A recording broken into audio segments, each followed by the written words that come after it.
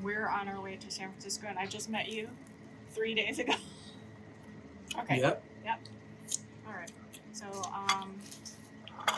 what is your lot in life? What's your claim to fame?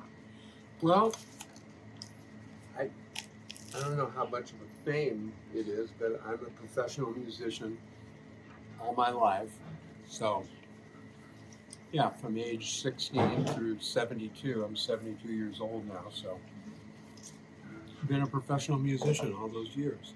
I looked at your Instagram and I saw that you play everything.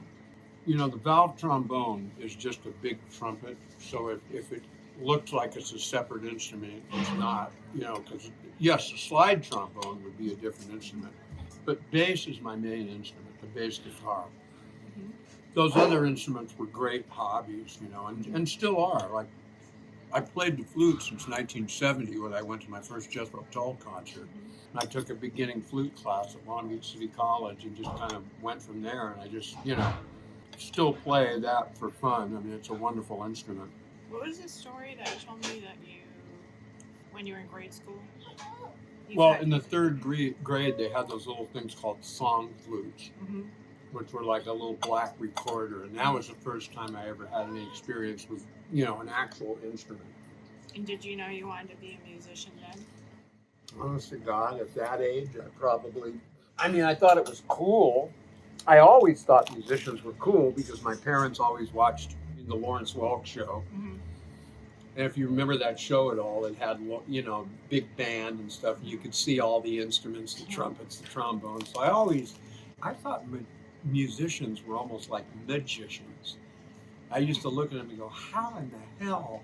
It must be some sort of magic that they're doing. How in the hell did they do that? And what are you going to do on a little black song flute? You know, right. I just thought it was cool that I could play Twinkle Twinkle. What did you want to be when you were little? Can you remember? Well, like that age? Oh my God! My mom would always go, "I want you to be a lawyer," which was ridiculous because I hate law. I mean, if someone held a gun to my head and said, you have to become a lawyer or we're going to kill you. I thought that was only an Asian mom thing. This is honey, by the way. They don't have jam. Yeah, I mean, I don't know, man. What did you like? What were you good at? Usually you become whatever you're good at or whatever you like. See, I come from a complete blue-collar background. So it was none of this whole, oh, you know, do you think you might want to be president or do you think you might want to be, you know, my mother said the lawyer thing like way later, but honestly, realistically, when kids from my neighborhood or from my economic bracket became looking towards some kind of career, they were looking towards some sort of, you just didn't want to be a loser, you know what I mean? You wanted to be able to hold down a job. And your parents would always give examples of someone that was a loser. And you didn't want to be that person. In my family, it was this guy named Lee. And you don't want to be like Lee, you know, because he... Was he an uncle? It's always the uncle. No, he was actually my uncle's stepson. And I mean, God, the story is that my parents... About your age. Well, no, because my uncle, remember, my parents were 40 when they had me. Oh, okay. Yeah, in fact, Lee never made it past the age of 20. He was killed, like someone shot him. And, you know, when you hear the stories about the guy. Because he was up to no good? God, I don't know what he did. I remember, I never laid eyes on the guy. My parents would just use him as an example. Don't be like him. When was the first time you thought, hey, I can do this for a living? Like, I'll give you an example. I've known since I was really young that a friend of mine told me I'm not so special, but I thought I was. From a really young age, I knew I was creative. But remember I told you Asian moms, you know, you're gonna be a doctor or a lawyer. Mhm. Mm-hmm. Jewish moms, doctor and lawyer, you know. Mm-hmm. So, but it wasn't until probably college, like when I was getting my graphic design degree, that I actually realized that, hey, I had something. Because even in high school, when I was winning awards for some design or for illustration, painting, and art, I didn't get any encouragement. So anyway, that's what I'm talking about. So how did you know? In those days when kids started garage bands, you know, like the guy down the street plays the drums and your buddy will play the trumpet and stuff. Right. I mean, I think all kids have a fantasy of maybe, you know, let's start a band rather than play Army today. Because you don't really have to work.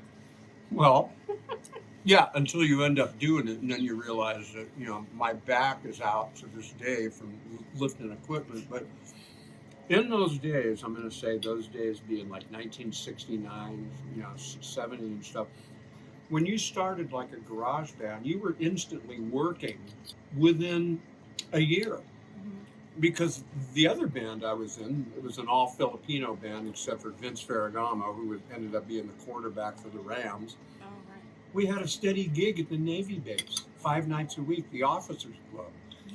So to answer your question, when did I think, hey, I could do this for a living, was like 6 months into it, you were making, like, it's not like today where the kids go, oh, we just want to go out and play for free and see how people react to our music. In those days, you instantly got paid, even if it was for a private party. You know, like, oh, you know, you boys are really good. You sounded just like Creedence. Here's $50 to be divided between the whole band or whatever. We were like 18. So again, in those days, hey, God dang it, in the good old days, you could play after-hours gigs, which started at 2 o'clock in the morning after the regular gig was over. Oh my God. And it would end at dawn. Well, if you were good, if they liked you. There'd be about 5 guys in the audience, no women.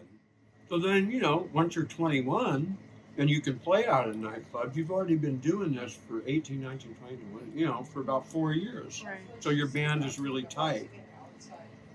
Were you, oh my God, tight? I mean... No, I mean... That term means...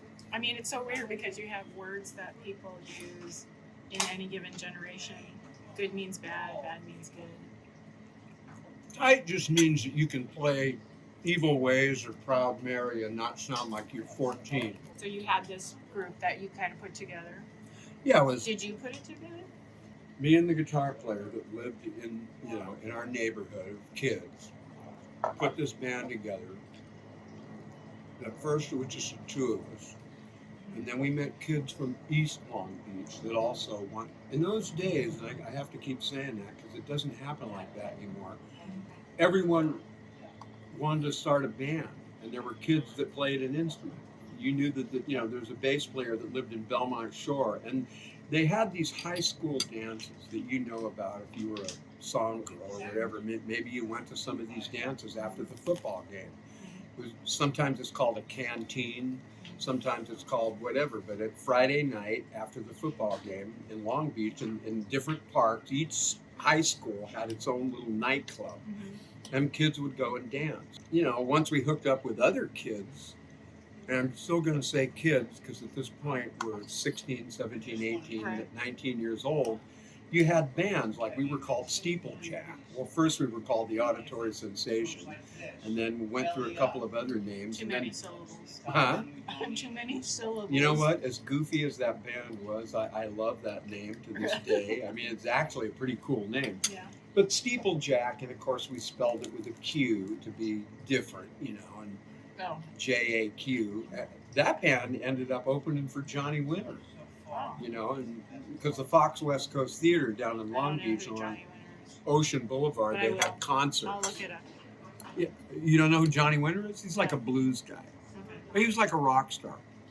Okay. You know who ZZ Top are, right? Yeah. Well, ZZ Top was the second act. In Oh. fact, we were setting up our equipment, and all of a sudden in the alley, this U-Haul pulls up with Texas license plates, And these three guys get out. One guy with a really long beard, one guy with a short beard, and one guy with no beard at all. They set up their equipment behind our equipment because they were going to go on after us. They were kind of aloof. 1 minute, so we did our set. You know, the crowd scattered applause. They wanted to see Johnny Winter. That's all they care about. And this unknown band of three guys with the goofiest name I ever heard in my life. 1 minute into their song, nobody gave a damn who Johnny Winter was because they literally electrified the place. Yeah. And it was ZZ Top. I know. A completely unknown ZZ Top. And Billy Gibbons had no beard whatsoever. In fact, we thought he was in the National Guard. He had short hair, glasses, and clean shaven. Yeah. But you saw a lot of that in those days. Bands that would, you know, because everyone came to LA to make it. I never saw him again, but 3 or 4 months later, you turn on the radio and they became rock stars, you know. Is it because they were good musicians? Is it because they looked the way they look? Is it because they wrote their own songs? I don't know. It's almost intangible. I mean, look at it like this. We played our set, and there were 6 of us, and we were local, and we sounded pretty good, to scattered applause, right? Yeah. And neither one of us are the opening act. 1 minute into their first song, and nobody knew who in the hell they were. The crowd went nuts. And Johnny Winter didn't even show up. So did they sound, now you're talking about ZZ Top. Okay, so did they, at that time, did they sound like what I know as ZZ Top? Exactly. Well, that's probably why. I mean, it's just very simple. It's just catchy. They had the right rhythm, the right amount of, the right chords, the right key. And plus the way they looked. Mm-hmm. Plus the way they looked. Well, don't forget now. The one guy did. Billy Gibbons looked like an accountant in those days. He looked like he could be. And so, but he did grow his beard. Later, all 3 of them. So what I'm saying is that I think that might have had something to do with it. It might have. I never ignore visuals because it's like Cousin It playing the guitar. And well, I think the Beatles were partially successful because they had a left-handed guitarist with Paul, and you had 2 guitar necks pointing. Oh, really? Obvious, they had something. Yeah. And you know when people, you know, that would be lay people or whatever, just go, oh, they just had something. Yeah. And everyone, you know, musicians would roll their eyes at that, but they shouldn't. Okay. Because obviously they did have something. So this is about you. So what when you see something like that, what in your brain says, I can still do this? Or you just... You mean today? No. I'm trying to find out how you got where you just had massive amounts of confidence, or did you just stick with it because you just loved it, or because... Of course loved it. Of course that. Because now you're able to play the music that are your heroes like Earth, Wind & Fire or Tower of Power or Stevie Wonder, and you can get up on a stage and you can play those tunes exactly like the record. Now when you were 14 and 15, you didn't sound exactly like the record. You're just a little doofus that's trying to learn songs that have 2 chords like Evil Ways. But as the years go on, you get really good at this. And then when Mighty High rolled around, like in the 70s, it became a job that you could get paid for and put a roof over your head and eat. And remember how, you know, it was very cheap to live in those days when gas was 35 cents a gallon. People don't realize this, but at the end of the week for 5 nights, a nightclub would happily hand my band $1,958 back then. in 1972. Wow, that's really good money back then. Now, but you know what you're turning as a profit? Hard liquor. Oh.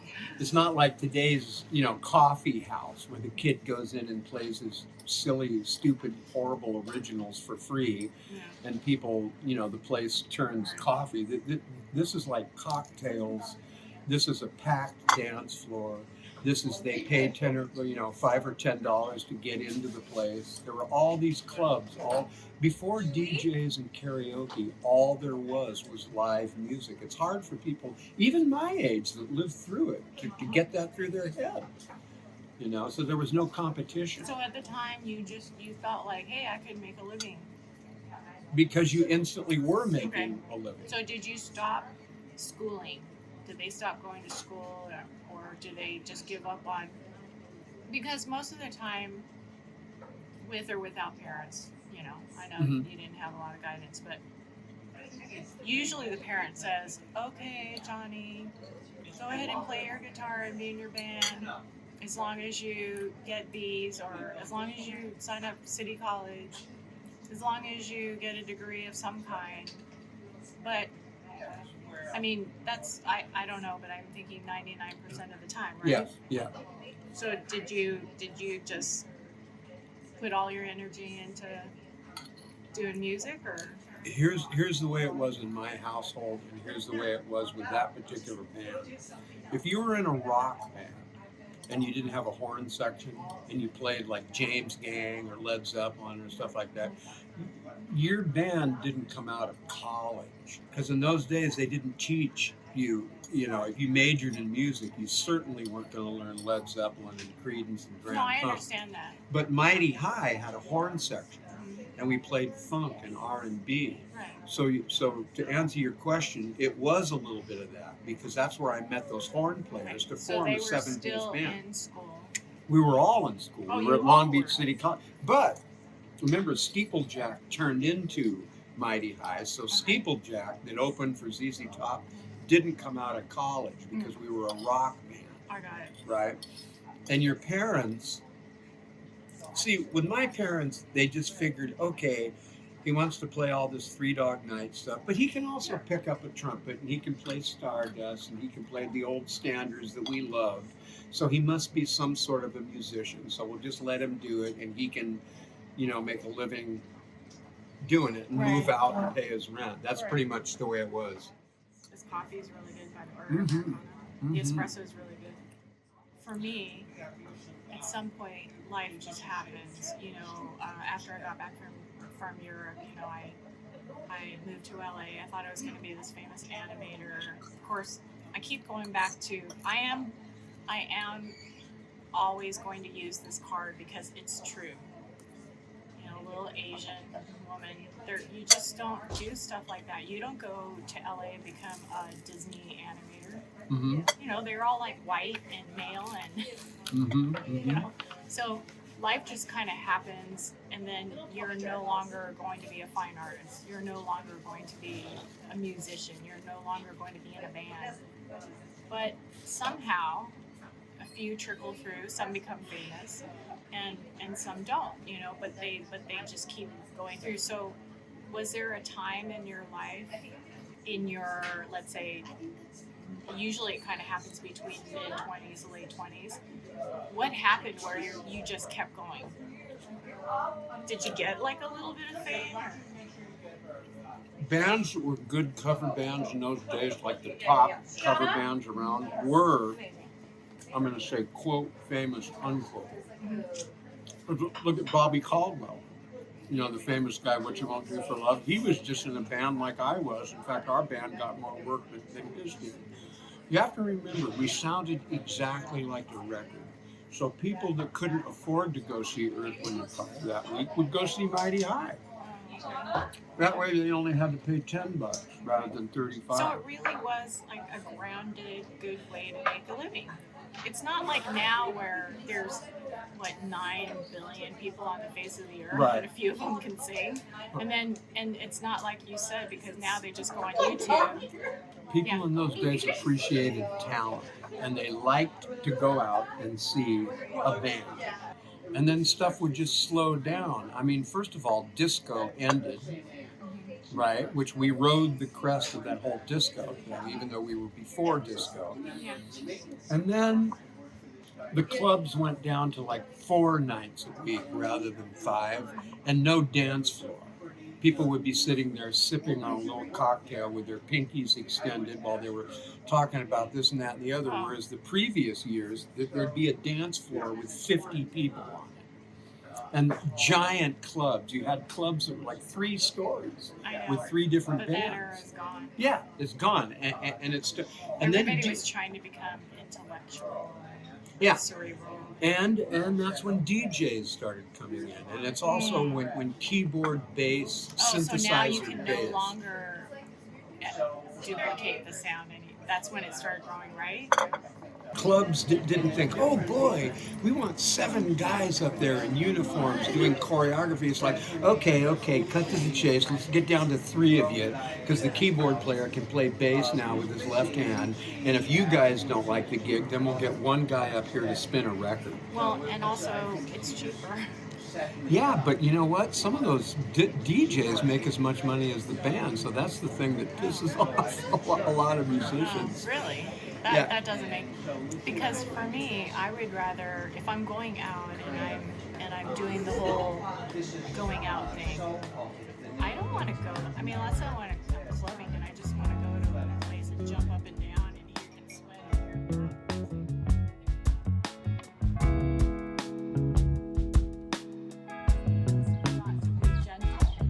your I got you. You don't need I got any you. pressure. I got you. Okay. So these are 2 different colors? No, it's black. Okay. It's ink. Why do I get 2? Because they're different sizes. Oh, okay. Oh, good. See, like Okay. this one is thicker. Can you Gotcha. see it? Gotcha. Yeah. Okay. That one you can perform surgeries with. You want me to start? Yes. Okay. I want to see it. I want to see this crazy. I have to, I'm a southpaw, so this thing is always a nightmare. You can rip it out. No, what I'll do is I'll do this. Can I do this and doodle from this side in? Chris, you can do whatever you want. Okay. This is supposed to be fun. Casual.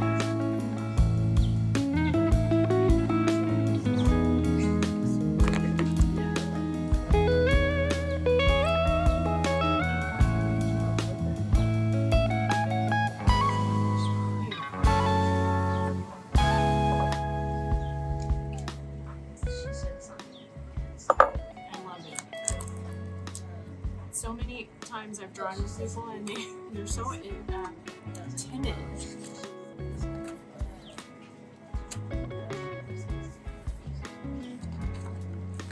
gonna be a little bit more. I'm not gonna do this. I'm gonna do what I'm gonna do because I need to ask solutions. But realistically, what would you be doing right now if you weren't a musician? Depending on monetary, success or not, I mean, it would be a cross between some sort of blue collar job, which would be more realistic. I didn't tell you that I'm a journeyman house painter. That through the 90s, I literally learned the entire painting trade. And so, I painted about 25 houses in Long Beach, top to bottom. But I would love to be like a university level history professor. Oh, Yeah, not a high school teacher no. or junior high, but I wouldn't want to be a high school teacher of any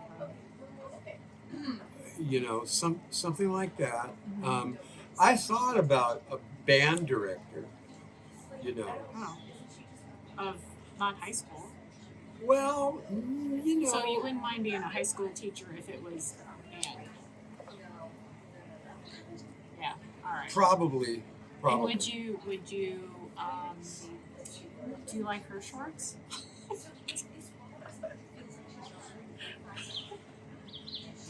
Those are yeah, I think that's a mess. A little bit too short for public. Oh, but Cold weather. But those are sexy. And they had strings all over. It's I only caught the tail end of it, no pun intended, No. okay? okay. So mine are too long, too big, and the strings bother you. Those strings, to me, it's like a house that's peeling paint, and I want to get my scraper on All there right. and scrape it down and then prime it and paint it. Yeah.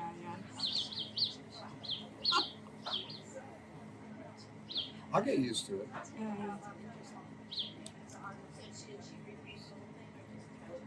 See, that's what I love is that you just go for it. I like the heels. I don't know. A true 70s rocker. I had some platforms, several. Really? Do you still Yeah. wear them? Can I In swear on private? these things? Yeah. No, those things would be in a landfill right now. They're probably. I had these yellow ones with the high heels. Okay, so speaking of high heels, would you be married? That's kind of a personal question, but you don't have to answer it. What? Do you wish you had kids? If I could have done it right, What's and done it right? like How do you do having kids right? well, inherited like $5 million and That's not done a job where I'm You're not out that 5 shallow. nights a week. You know what I mean? But If I could have, with me it was all economics plus meeting the right girl. oh. Well, so When- do you think you would have met the right girl if you worked? Why didn't you? Let me ask you this: why didn't you meet the right girl? Is this X-rated? No. When you become like the kind of musician that your choices and your options. It's like a buffet. No. Oh. Just the opposite. Because the girls in college, before I committed to this whole thing, and when you're 18, 19, and 20 in college, everyone's life is in flux. And you're thinking, oh, he likes this musician thing now, and it's kind of cute. But of course, like any girl in their right mind back at Long Beach City College was not going to continue along with me. Right. Because in those days, girls did what their parents, what their mom told them to. Yeah. And it's, like, what am I trying to say? Marry a Okay. doctor or a lawyer. Or someone with a job that isn't out job. 5 and 6 nights a week with other girls looking I at them got or you. whatever with all the drugs and stuff. It was a lonely life ridden with a lot of drugs. And also, honestly, at that time when you haven't made it big, like I would die for one of those gigs now. Just as much as it was an upward spiral, it became a downward spiral in around the late 80s, And, if you could meet a woman that was a musician, that was one thing. But honestly, Really? That wasn't a recipe for disaster? it was for me because I got hooked up with this female jazz musician that was just, with Karen and I, it was one more thing to argue about. Like, music. Was it ego? Well, she kind of pulled rank on me because she was a jazz singer and she'd get these jazz musicians to back her up. The color of that plant there is so bright, it doesn't even seem real. See the one on the corner? You mean the green? That one, the green one. That doesn't even look real. The more you get towards Northern California, things do get greener. That's because they're not all that crap from the dust all over. Who's Campbell named after? Please don't say Campbell's soup. Like, is it a person? I don't know. I was too young when I was there to care. I could look it up. You want to know my favorite city in all of Northern California that I would love to go, like, show you sometime, but I don't think we have the time. Sausalito. I hate Sausalito.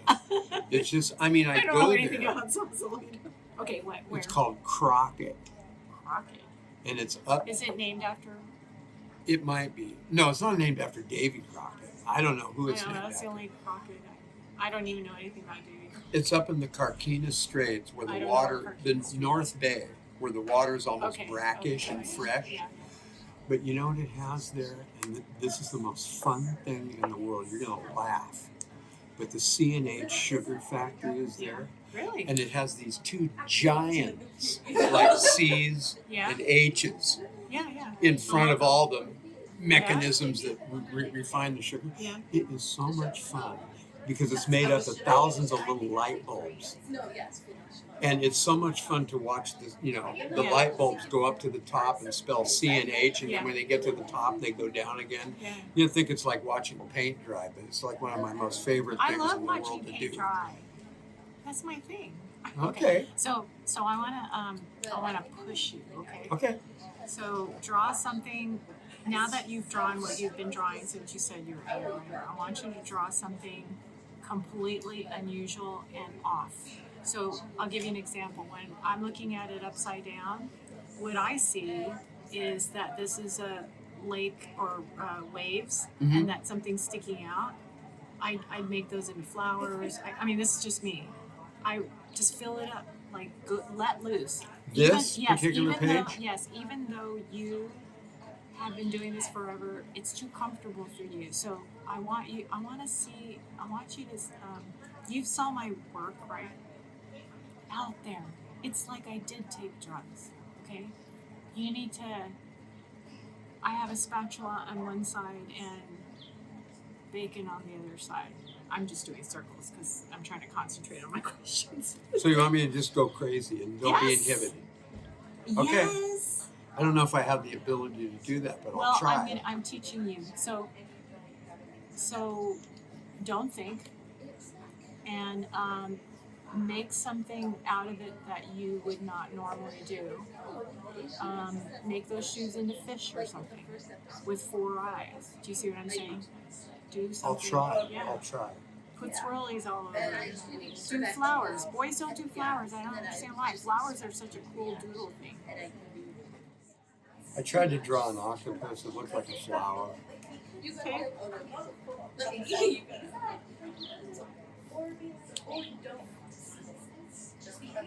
I'm almost out of ideas, I guess. No, you can't be out of ideas.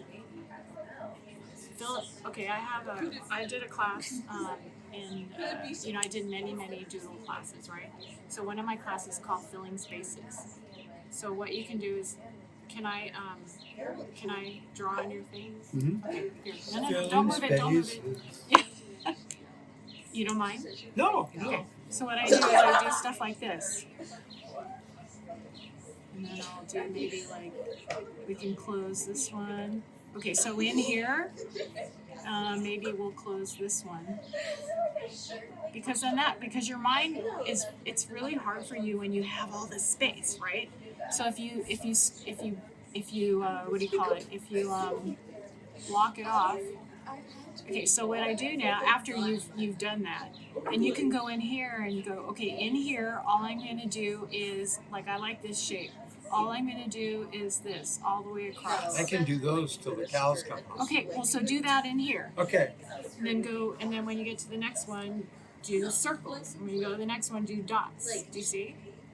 So did you always sing in all your bands? No, because the bass player, unless you're Paul McCartney, Yeah. but the music I played, the bass is like so opposite from what the singing is doing. Oh, One of these days I'll send you like isolate, all over YouTube there's the isolated bass part for My Girl, or the isolated, and you'll hear it and you go, oh my God, that's Stevie Wonder too, because the bass is like completely different. But over the years I've learned how to do it halfway decent.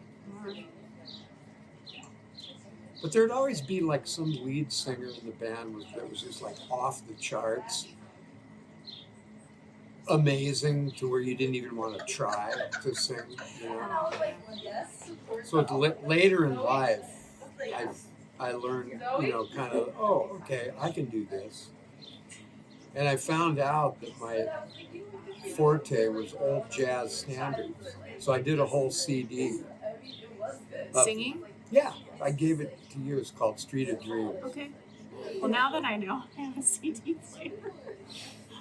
You're funny. If I never see you again, that was your gift to me. And also telling me that your registration The universe, expired. the universe sent you to me so that I can find my CD player. Yeah, I can't believe I've been driving around for 2 years, you said? June, right? Well, don't they send you stuff? I've been moving so much. Oh, okay. And I know what happened. Let me tell you what happened. My old apartment, I live next door to this really wonderful woman. Her name's Yana. She's Czechoslovakian, and she has an Italian Gregor. He's anyway. He was a doctor, and I don't know. I want to write a book about her, but I can never get her to do this with me. I don't know. It's not because she doesn't think I can write. I think I write really well, but I want to do a story of Yana, her whole life, intermixed with vignettes of food. A story of who? Food. Oh, of Yana. So this neighbor, okay, so getting back to why I brought her up is because I live next door, not next door. So they have a house, one of the few houses on that side of Argonne Avenue, and on the other side was 3 apartment complexes. And my door, literally, I would walk out, turn left, and their house would be there, and their garage door is right there. We became very good friends, right?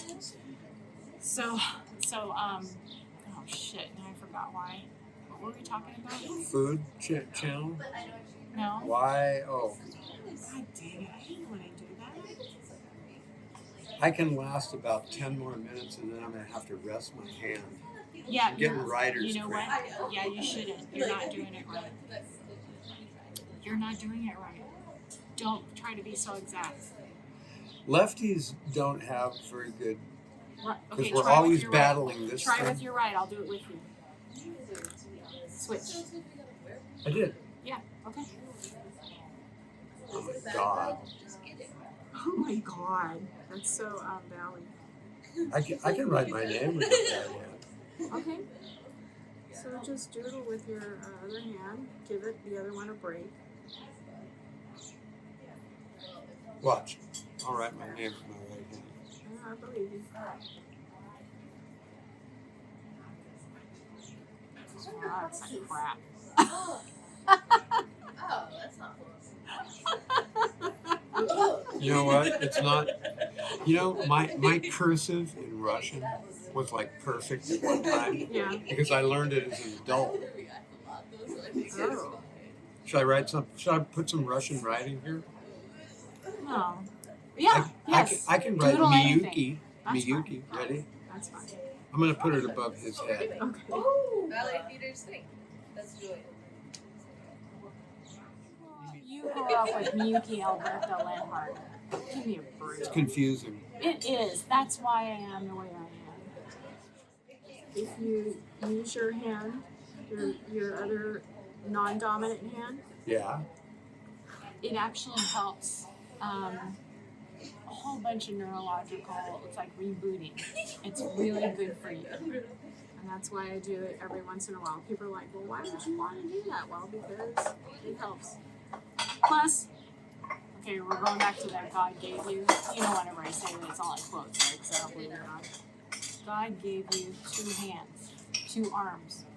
And what do? You only use one, right? Always, we only use one.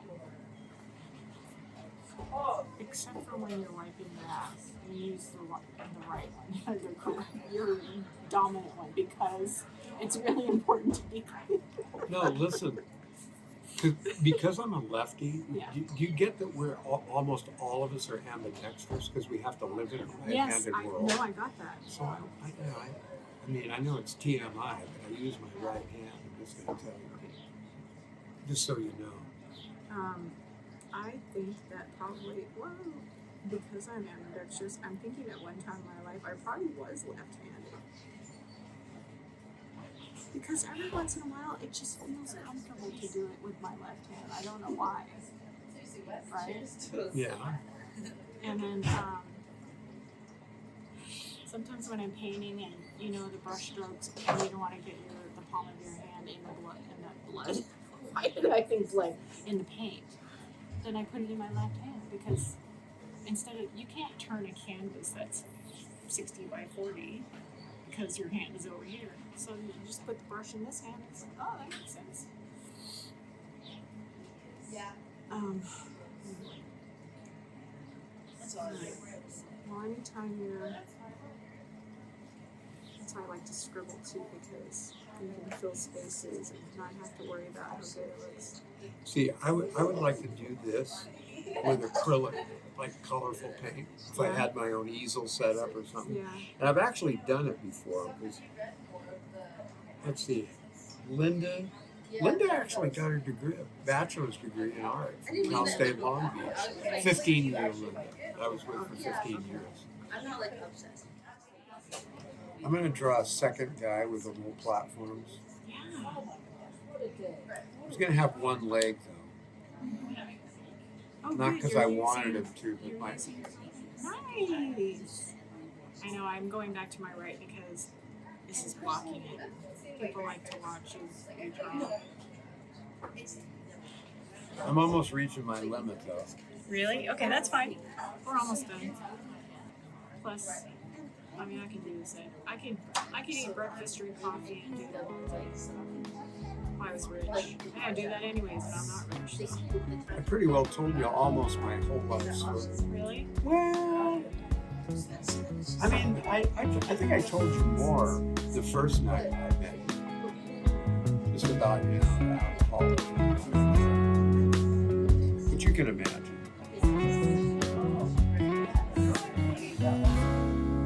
Oh, yes. You could wave and say goodbye. Bye. And that's Molly. Look up, Molly. Hi, Molly. Okay, thank you. Will you sing it though if I play it? Maybe. Okay. Everybody knows. Everybody knows it, then we can sing along. Me too. Woo! Oh, okay. Just gotta play a key higher.